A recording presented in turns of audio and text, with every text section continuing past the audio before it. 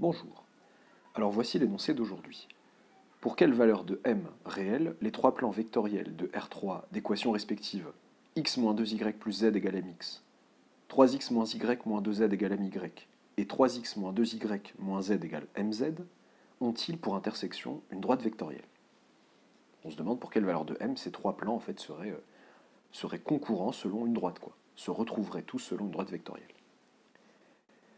Comment est-ce qu'on fait ça?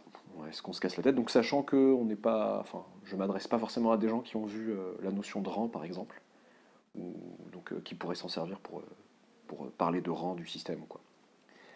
Bah, je me suis trahi, donc vous pouvez vous donner, bon allez, c'est pas vraiment un gros scoop non plus, vous pouvez vous donner 15 minutes peut-être maximum de réflexion avant de regarder la correction, et du coup bah oui, faut résoudre un système, enfin faut en tout cas poser un système qui est bah, ça, et, ça, ça et ça, les trois équations en même temps, et voir pour quel x, y, z on a ça, quoi. Donc on résout ce système. Donc quel que soit x, y, z appartenant à R3, que veut dire que mon triplet appartient à ces trois plans vectoriels? Eh bien, je vais résoudre ça. X moins 2y plus z égale à mx. En tout cas, je vais transformer ce système au mieux pour essayer d'y voir plus clair et de voir pour quelle valeur de m je peux j'ai une droite vectorielle seulement comme intersection. Et je regarde du coup 3x moins 2y moins z égale mz. Ceci est équivalent, donc je ne suis pas en train de dire que ceci est vrai pour tout triplet, je suis en train de dire que cette chose est équivalente à, eh bien, bah, on va essayer de faire des transformations intéressantes. Donc qu'est-ce qu'on pourrait faire? Peut-être essayer de passer les x, enfin mettre égal 0 de ce côté, donc ça fait, est-ce que j'aurai la place? On va faire en sorte que j'ai la place, donc 1 moins m facteur de x moins 2y plus z égale 0. Donc 3x moins donc 1 plus m facteur de y moins 2z égale 0. Zut. Ouais, c'est tendu. 3x moins 2y, donc moins 1 plus m z, en ne se trompant pas sur les signes, égale 0. Ok, ce système équivaut à ça. On est tenté peut-être de se dire dès maintenant, à vue de nez, enfin certains seraient peut-être tentés de se dire tiens, je vais poser le cas m égale 0 à part. Ne vous laissez pas piéger par ça, parce que vous n'avez pas de raison a priori comme ça, à l'œil nu, de penser que forcément, bah oui, pour m égale 0, bah ça ferait égal 0, égal 0, égal 0, mais on ne voit pas forcément pourquoi cette distinction de cas. Peut-être qu'elle est inutile à ce stade. À ce stade, en tout cas, je ne vois pas à l'œil nu rapidement quel cas distinguer. Il y aura forcément des cas à distinguer sur la valeur de m, mais pour l'instant, on n'y voit pas très clair. Ce qu'on peut faire, on remarque déjà que on pourrait éliminer facilement dans une de ces deux lignes le x. Donc, par exemple, si je remplace la ligne 3 par l'ancienne ligne 3 moins l'ancienne ligne 2, eh bien ça fait, au revoir le 3x, ça fait, si je dis pas de bêtises, ça moins ça, donc ça va faire du m plus m moins 1, du coup ça fait moins 2 plus 1, donc ça fait m moins 1 y, plus 1 moins m, alors attendez, qu'est-ce que je fais comme bêtise? Ouais, c'est ça, donc, plus 2z moins 1, donc 1 et moins m, donc 1 moins m facteur de z, ça c'est égal à 0, donc les deux lignes d'avant n'ont pas été changées pour l'instant. 3x moins 1 plus m y moins 2z égale 0, je vais essayer d'aller un peu plus vite. 1 moins m facteur de x moins 2y plus z égale 0.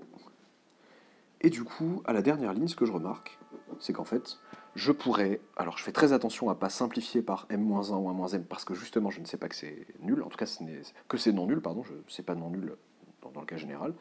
Je peux factoriser du coup par m-1, m-1 facteur de y-z, et bien ça me fait 0. Ok. Et du coup, les deux lignes du haut, les mêmes. Ok, et bien là je vois un cas intéressant à distinguer. Si m égale 1, eh bien l'équation d'en bas est une équation triviale, 0 égale 0, donc je l'élimine de mon système. Et si m va être différent de 1, bah, je sais forcément que par intégrité, blabla, donc un produit de facteurs réel et nul, si et seulement si l'un moins des réels est nul, ce sera que z égale y, du coup, que y moins z égale 0. Et donc ça pourra me permettre d'avancer. Donc je distingue le cas m égale 1 à Paris. Si m égale 1, le système équivaut à... Eh bien, équivaut à quoi? Équivaut à... Eh bien, la dernière ligne qui ne sert plus à rien, 0 égale 0, et, eh bien, m égale 1, je vais remplacer. Je remplace m par 1, ça me fait donc là, ça fait au revoir les x, donc ça fait z égale moins 2y. Ça me fait 3x moins donc 2y. Mais comme z c'est moins 2y, je vais gagner du temps et je vais remplacer moins 2z par plus 4y égale 0. Et du coup, rien d'autre. Je peux commencer à préparer le terrain en disant y appartient à R. Je vais essayer d'exprimer tout le monde en fonction de y. Ce qui équivaut en fait à z égale moins 2y. 3x égale, donc pas de bêtises, moins 2y, donc x égale, x égale, je me perds pour rien, moins 2 tiers de y, et y réel. Ce qui correspond en fait, on remarque tout de suite que c'est la représentation paramétrique d'une droite vectorielle. Au final, on obtient que les solutions, l'ensemble des solutions de ce système, c'est la droite vectorielle des y, donc je raconte des bêtises, des moins 2 tiers de y, y moins 2y, avec y qui se balade dans R.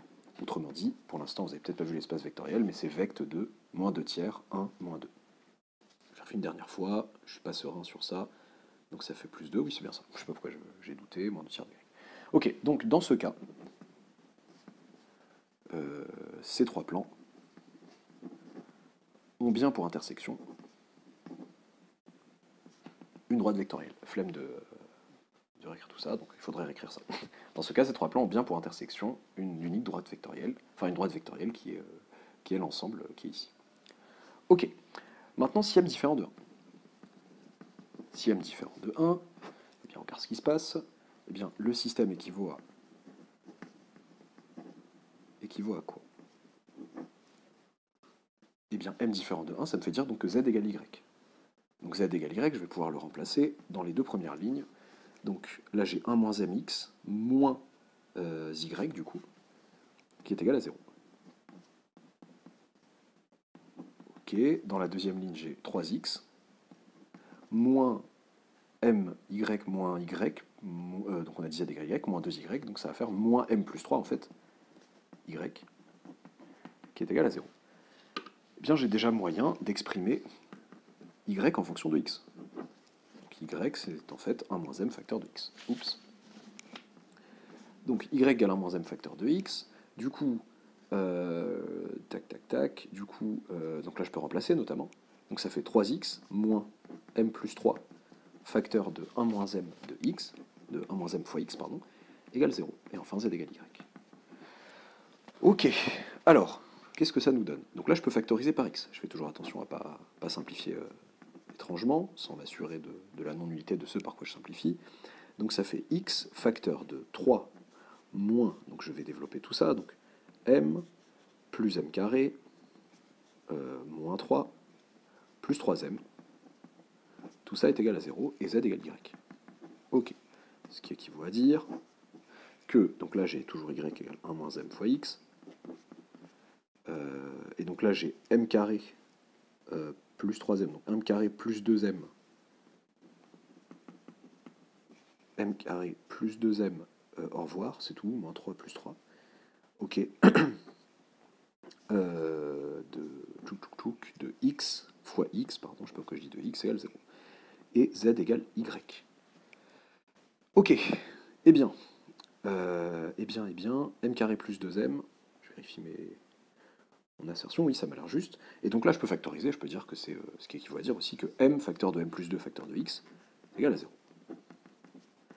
Y égale 1 moins mx, m facteur de m plus 2 facteur de x égale 0, et z égale y.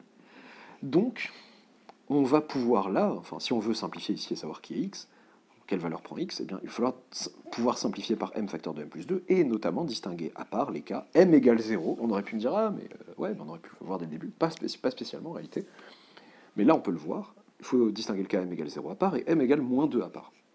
Donc pour ces cas-là, on ne pourra pas simplifier, et ceci me donnera une équation triviale. Donc si m déjà appartient à R privé de, donc on a dit de 1, de 0 et de moins 2, le système admet une unique solution. Ben oui, parce que j'aurai x qui vaut 0, y qui vaut 0, donc en fait, unique solution, plus précisément, le triplet 0, 0, 0, le vecteur de R3. x égale 0, puisque je peux simplifier, ça fait 0, y égale 1 moins m fois 0, et z égale 0. Donc dans ce cas-là, on n'a pas nos trois plans qui s'intersectent, nos trois plans vectoriels qui s'intersecteraient selon une droite vectorielle. Donc dans ce cas-là, c'est mort. Et maintenant, si m vaut 0 ou m vaut moins 2. Si m égale 0, hop, c'est flou, c'est toujours flou, coucou, remets-nous un peu de... Voilà, très bien. Si m égale 0, eh bien, le système équivaut toujours à... Enfin, équivaut à, pardon, tac, tac, tac. Donc m égale 0, on a dit y égale x, z égale y. Et x, pas de condition sur x, en fait on aurait pu choisir un autre paramètre, mais x appartient à R. Il faut dire que l'ensemble des solutions du coup de ce système, donc là ça serait x avec x réel. C'est bien une droite vectorielle portée par le vecteur 1, 1, 1.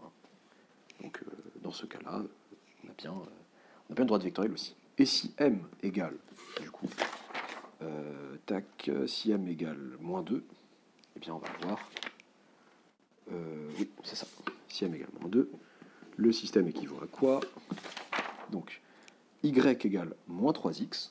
Non, attention, moins 2, donc 3x, pardon. Y égale 3x.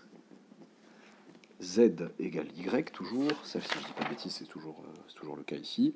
Et cette condition est bien triviale. Et donc, toujours, bon là, on peut poser x appartient à R.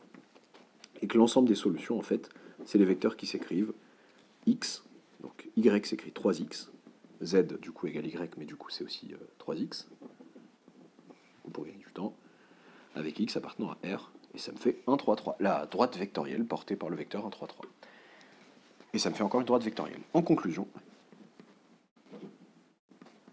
ces trois plans, les trois plans dont les équations ont été données au début, ces trois plans vectoriels se coupent selon une droite vectorielle, bien sûr,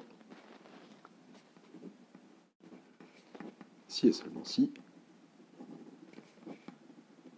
eh bien, m, on avait dit, donc si m égale 1, ça marchait, donc si et seulement si, m égale, en fait, pour 1, c'était une droite vectorielle, pour ni 0, ni 1, ni moins 2, ce n'était pas une droite vectorielle, mais pour 0 et pour moins 2, c'était une droite vectorielle. Donc si et seulement si m appartient à cet ensemble, moins 2, 0, 1. Voilà. Parce que je les ai mis dans ce sens-là tout à l'heure. Bon, c'est pas très grave, pas obligé de les trier dans l'ordre croissant. Voilà, donc voilà la condition nécessaire et suffisante sur m, c'est qu'il soit égal à l'une de ces trois valeurs. A très bientôt pour une nouvelle vidéo.